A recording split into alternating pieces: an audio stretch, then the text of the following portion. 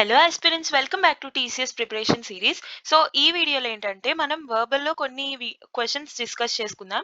And along with that subscribers రీసెంట్గా అడిగిన కొన్ని డౌట్స్ కూడా ఉన్నాయి టీసీఎస్ పీవైక్యూ సాల్వ్ చేస్తున్నప్పుడు. సో ఆ డౌట్ క్వశ్చన్స్ కూడా ఒక 2 questions I'll be solving in this video. So దీనికన్నా previous videos we already made a playlist of TCS PYQ series అని. That playlist link I'll be putting in the description. So if you're preparing for TCS exam, that can be helpful for you. Okay, fine. So and one more thing, 26th I have given the exam, TCS exam. So అప్పుడు నా experience ఎలా ఉండింది, ఏది మీరు practice చేస్తే ఎక్కువ advantages అవ్వచ్చు, తర్వాత ఎలాంటి మోడల్స్ ఎక్కువ కనిపించాయి, అవన్నీ చెప్తా. Share my experience in that video. So that video link also I'll be putting in the description. I hope it helps. Okay, fine. So I was at the fair. ఈ వీడియోలో మీరు అన్ని ట్రై చేయండి, last లో మీ score ఎంతో comment చేయండి. ఓకేనా? I was at the fair, I got last, I got scared. So నేను ఫస్ట్ ఫేర్ లో ఉన్నాను, తప్పిపోయాను, భయపడ్డాను. ఓకే, మీరు ఆప్షన్స్ అబ్జర్వ్ చేస్తే ఎప్పుడూ మీరు ఒకటి గమనించాలి. మనకి ఇచ్చిన క్వశ్చన్ ఇందులో ఏంటంటే 3 సెంటెన్స్ ని revised into 1 better sentence. Okay, so choose the sentence that is best revision of that. Okay, so ఇప్పుడు ఈ 3 సెంటెన్స్ ని కలిపి ఒక మంచి సెంటెన్స్, ఒక ఫ్రేమ్ చేసిన సెంటెన్స్ అడుగుతున్నారు. ఎప్పుడైనా మనకి క్వశ్చన్ ఒక టెన్స్ లో ఇచ్చినప్పుడు ఆన్సర్ కూడా అదే టెన్స్ లో ఉండాలి. అంటే క్వశ్చన్ మనకి పాస్ట్ టెన్స్ లో ఇచ్చారనుకో, మనం దానికి చేస్తున్న ఆన్సర్ కూడా ఇన్ టర్మ్స్ ఆఫ్ పాస్ట్ టెన్సే ఉండాలి, అంటిల్ అండ్ అన్లెస్ మనల్ని టెన్స్ చేంజ్ చేయమని చెప్పే వరకు. ఓకేనా? సో ఇక్కడ ఫస్ట్ ఆప్షన్ చూడండి, ఇవంతా was, past, got lost, past, got scared, past, అంతా పాస్ట్ లోనే జరిగింది. కానీ I am scared, okay, after I am lost. Okay, so ఇదంతా మనకి ప్రెసెంట్ టెన్స్ కి రిలేట్ చేస్తుంది. సో ఏ ఆప్షన్ అయ్యే ఛాన్సే లేదు. I went to fair and got scared as I was lost. Okay, this is also fine.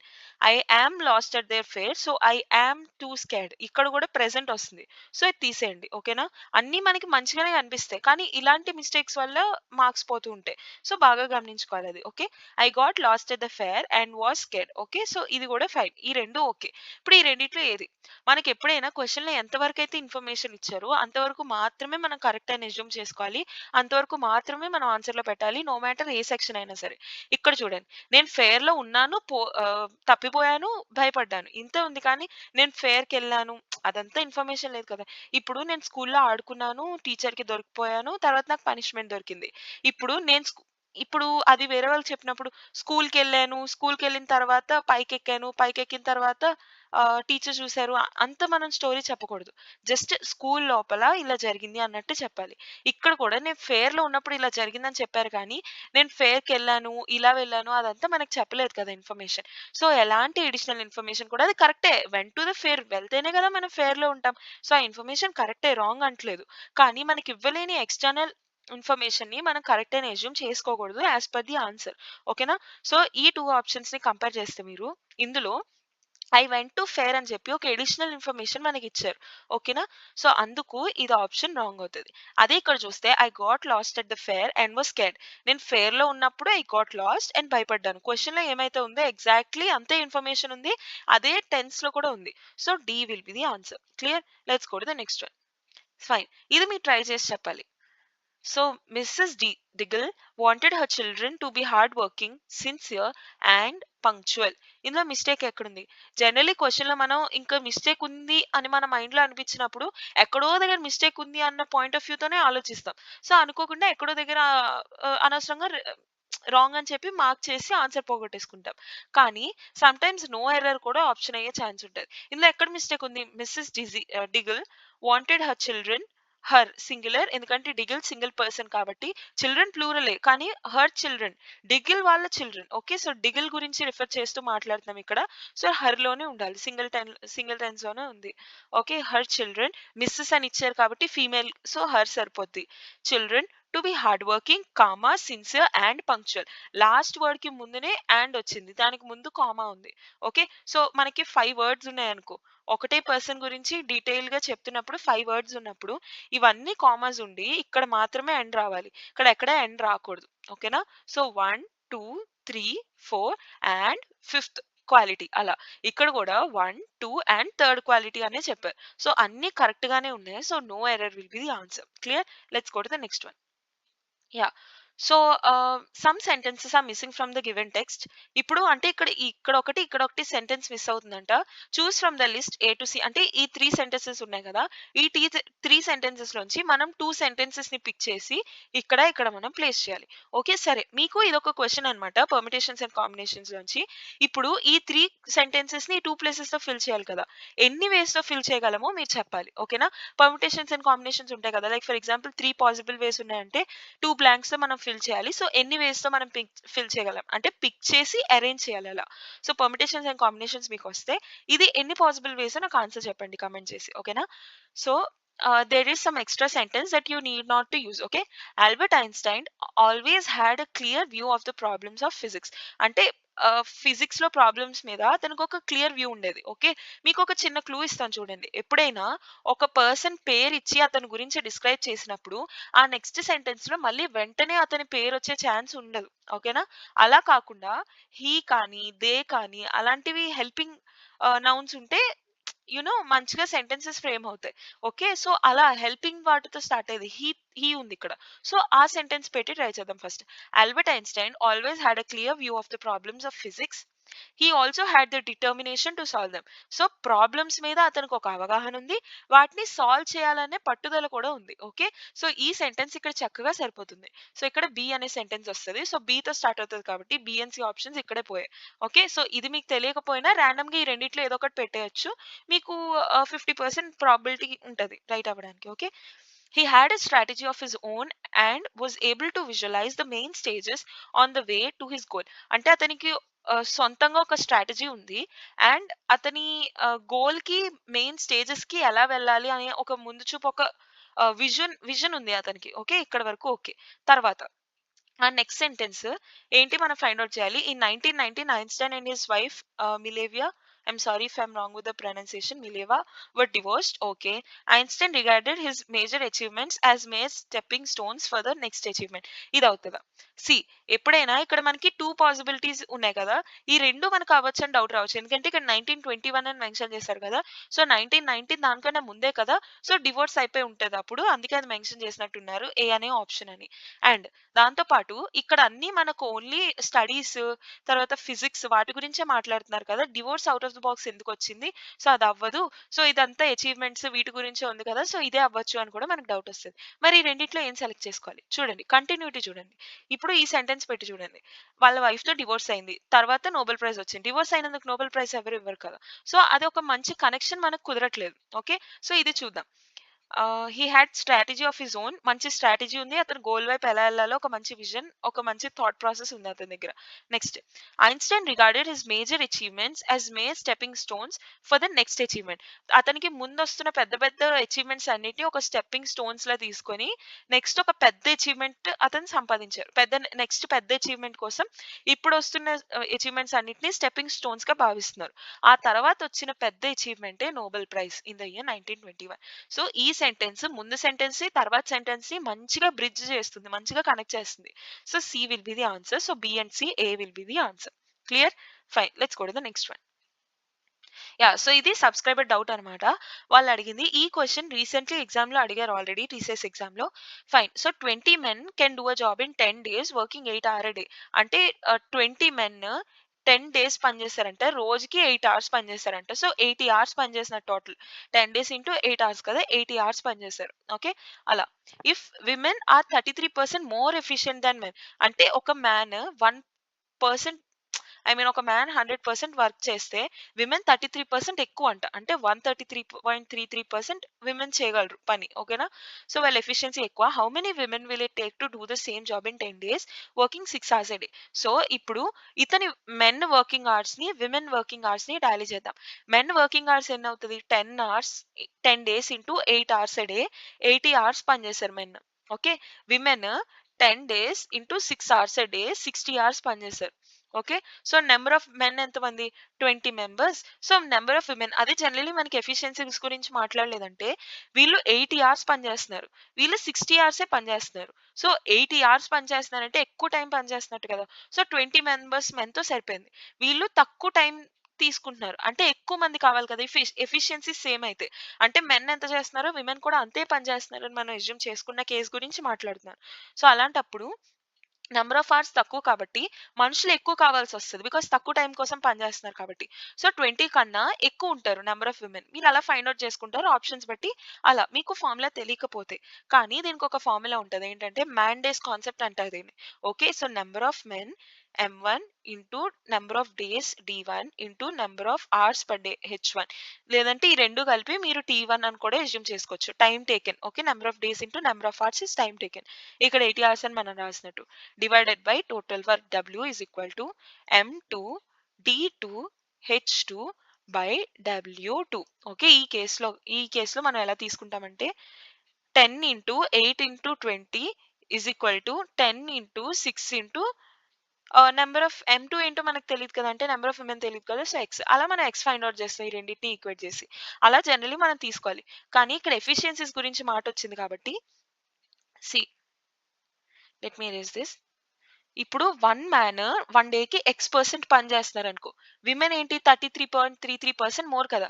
33.33% అంటే ఏంటి? 33.33/100 which is also 1/3 కదా! 1/3నే కదా మనం 33.33 అని రాసుకుంటాం.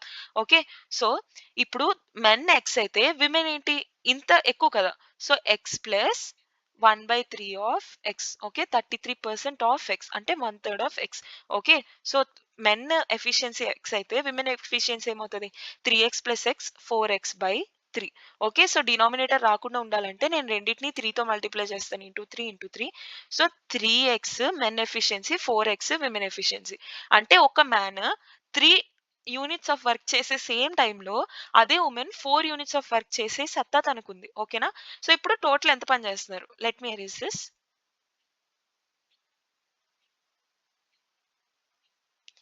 ఓకే. సో, నేను ఫార్ములా చెప్పాను కదా! M1 D1 H1 by W1 is equal to M2 D2 H2 by W2. ఇవన్నీ as usual sorry by W2. ఇవన్నీ యాజ్ యూజువల్‌గా మీరు సబ్స్టిట్యూట్ చేసుకోండి. M1 వాల్యూ ఎంత 20 ఇంటూ నంబర్ ఆఫ్ డేస్ ఎంత 10 ఇంటూ నంబర్ ఆఫ్ అవర్స్ ఎంత 8 బై వర్క్ మనకేమి చెప్పలే కదా! సేమ్ వర్క్ అని చెప్పారు కదా! So, W1 equal to W2 అవుతది. సేమ్ వర్క్ కాబట్టి. సో, ఈ 2 ఇలా క్యాన్సిల్ అయిపోతాయి. Okay. So, M1 D1 H1 equal to M2 D2 H2 is equal to M2 ఎంత X మనం ఫైండ్ ఔట్ చేయాలి. D2 ఎంత 10 డేస్. H2 ఎంత 6. సో, మీరిక్కడ అబ్జర్వ్ చేస్తే విమెన్ ఖచ్చితంగా ఎక్కువ మంది ఉండాలి అని మనం చెప్పలేం. ఇందాక నేను చెప్పాను గదా! విమెన్ ఎక్కువ ఉండాలి ఖచ్చితంగా 20 కన్నా అని చెప్పి. అలా మనం చెప్పలేం. ఎందుకంటే ఇక్కడ విమెన్ ఎఫిషియన్సీ ఎక్కువ. ఓకే. సో, మెన్ కన్నా విమెన్ ఫాస్ట్‌గా పని చేయగలుగుతున్నారు. సో, తక్కువ టైం పని చేసినా సరే ఫాస్ట్‌గా చేయడం వల్ల ఇద్దరు సేమ్ టైమ్‌లో పని చేయొచ్చు. లేదంటే మెన్ కన్నా విమెన్ ఇంకా తక్కువ మంది ఉన్నా సరే ముందే అయిపోవచ్చు పని. ఎలా అయినా కండిషన్ ఉంటది కదా! బికాజ్ ఎఫిషియన్సీస్ వేరే వేరే కాబట్టి. ఓకేనా? మీకు అర్థం కాకపోయినా సరే please feel free to ask me in the comment section. I will be explaining you once again. ఓకేనా? So, okay. వాళ్ళ ఎఫిషియన్సీస్ కూడా మనం ఇప్పుడు మల్టిప్లై చేయాలి. బికాజ్ వాళ్ళు ఒక్క పనిని ఎంత టైమ్‌లో చేస్తున్నారు ఒక్క యూనిట్ ఆఫ్ టైమ్‌లో ఎంత పని చేస్తున్నారో కూడా మనకిచ్చారు కాబట్టి. సో, 20 ఇంటూ 10 ఇంటూ 8 ఇంటూ ఒక యూనిట్ ఆఫ్ వర్క్ సారీ ఒక అవర్‌లో ఎన్ని యూనిట్స్ ఆఫ్ వర్క్ చేస్తున్నారు. ఓకే. ఇంటూ 3. మెన్‌ది 3 అని చెప్పా కదా! సో, 3 ఇంకా 4 మన కిందకొచ్చినట్టు. సో, అలా x ఇంటూ 10 ఇంటూ 6 ఇంటూ 4 అంతే.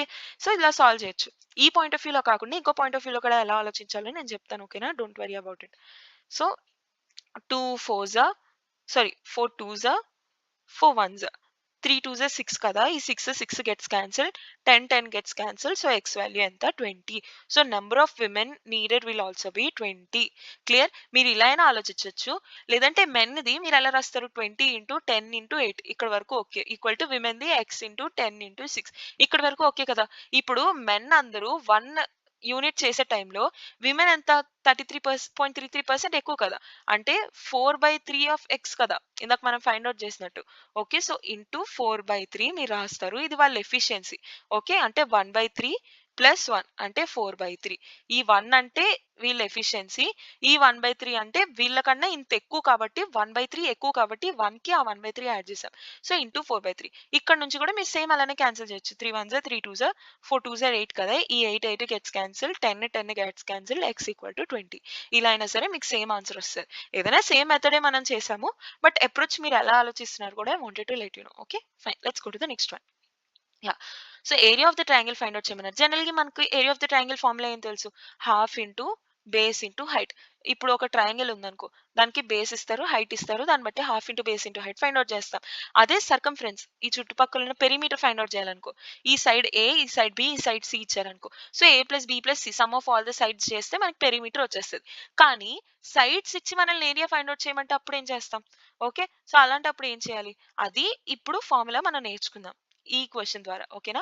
సో అప్పుడు ఏరియా మనం ఎలా ఫైండ్ ఔట్ చేస్తాం అంటే area is equal to root over S into S minus A, S minus B into S minus C. Clear?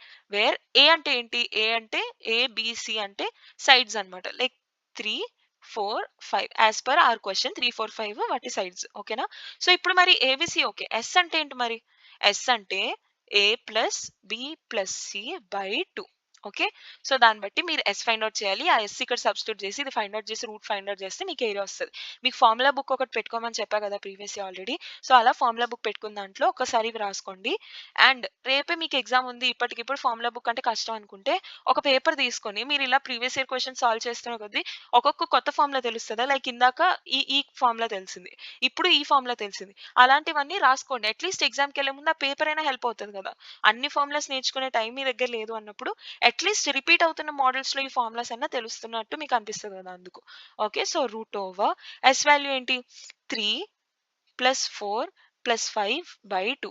8 plus 4 12. 12 by 2 అంటే 6. సో ఎస్ వాల్యూ ఎంత? 6. So substitute చేయండి. 6 into 6 minus 3. 6 minus 3 ఎంత? 3 into 6 minus B value ఎంత? 4. 6 minus 4 ఎంత? 2. ఇది 3 into S minus C అంటే 6 minus 5 ఎంత? 1. అంతే. సో 3 2s 6 కదా! 6 6 36. Under root 36. రూట్ 36 ఎంత? 6. So 6 centimeter square will be the area. Clear? Let's go to the next one. Fine. So in the question given, rearrange the parts of the sentence in the correct full order and choose the correct option. So ఒక correct order లో మనల్ని చెప్పమంటున్నారు. The Hindu cultural influence found A తో start అవ్వచ్చు. Okay. So అది అయ్యే chance ఉంది. Because the Hindu cultural తో స్టార్ట్ చేశారు. కనెక్టింగ్ వర్బ్ అంటూ ఏమీ మన దగ్గర ఇక్కడ ఏమీ లేదు. ఓకే. సో అది అయ్యే ఛాన్స్ ఉంది. పక్కన పెట్టండి. ఓకే. సో ఏతో అంటే ఇది ఒకటే ఉంది కదా! చూద్దాం. The Hindu cultural influence found are the results of the Chola. ఏంటి ఆర్ ద రిజల్ట్ ఏంటి? What is the result? Hindu cultural ఒకటి కనిపెట్టింది. ఏం కనిపెట్టింది? అవన్నీ మనకు చెప్పలేదు. సో ఏకి డీకి కనెక్షన్ సరిపోవట్లేదు. అండ్ ఏతో మనకు ఓన్లీ డీతో మాత్రమే కనెక్షన్ ఉండేలా ఆప్షన్ ఉంది.